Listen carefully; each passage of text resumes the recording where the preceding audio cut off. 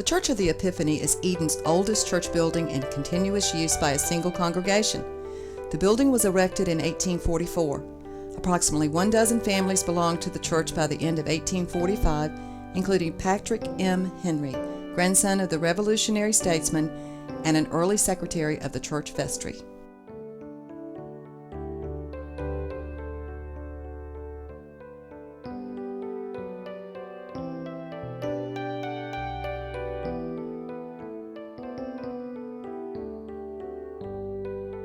The First Baptist Church is one of Eden's very few Gothic Revival-style buildings.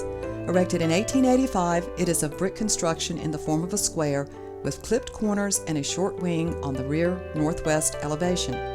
The First Baptist Church was the second church established in Leakesville, organized in 1839 by Reverends John Robertson and Elias Dodson, as the Baptist Church of Christ in Leakesville.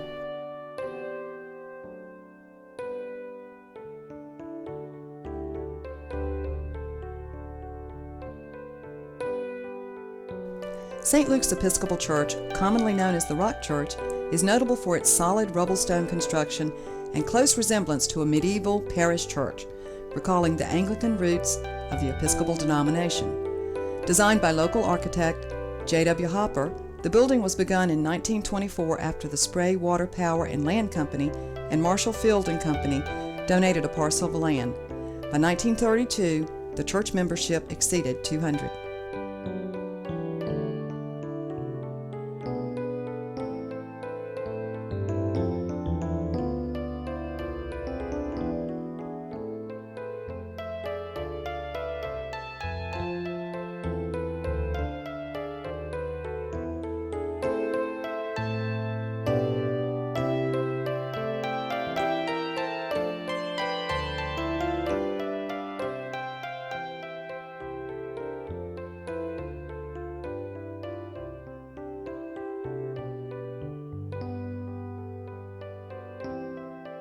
The two-story brick Spray Mercantile building is the oldest surviving commercial building in Spray and the original portion of a commercial block. Established around the 1880s as the Moorhead Mills Company store, the Spray Mercantile Company occupied the first floor of the brick building, completed in 1890. The store carried groceries, household goods, clothing, hardware, and yard goods. Spray Mercantile LLC, the Dan River Basin Association, Troublesome Creek Outfitters, and Three Rivers Outfitters currently occupy the building.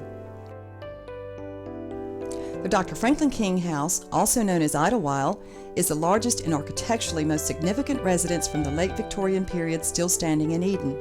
The King House sits atop a commanding hill, making its central 3.5-story tower even more imposing. The profusely detailed and remarkably eclectic design of the house combines elements of Italianate, Gothic Revival, and Queen Anne styles. Construction began on the King House in 1874. Current owner Andy Case has renovated the home to accommodate weddings, reunions, and other events.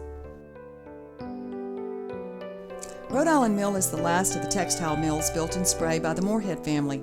It was one of 6 Spray Water Power and Land Company mills acquired by Marshall Field and Company in 1912. The mill was built for the manufacture of yarn and high-class cotton blankets.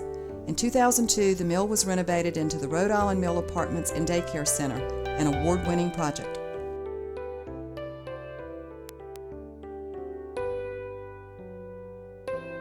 The Bullard-Ray-Harrington House is believed to be the only remaining domestic structure related to the 1839 Leakesville textile mill built by John Motley Moorhead.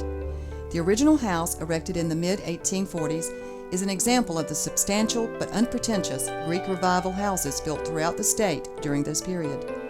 Because of the importance of this house to the area's industrial, commercial, and medical history, it is listed in the National Register of Historic Places. Jean Elliott Dunn Harrington and her husband Thomas S. Harrington now continue the tradition of hospitality and community involvement that has characterized this home since the 1840s.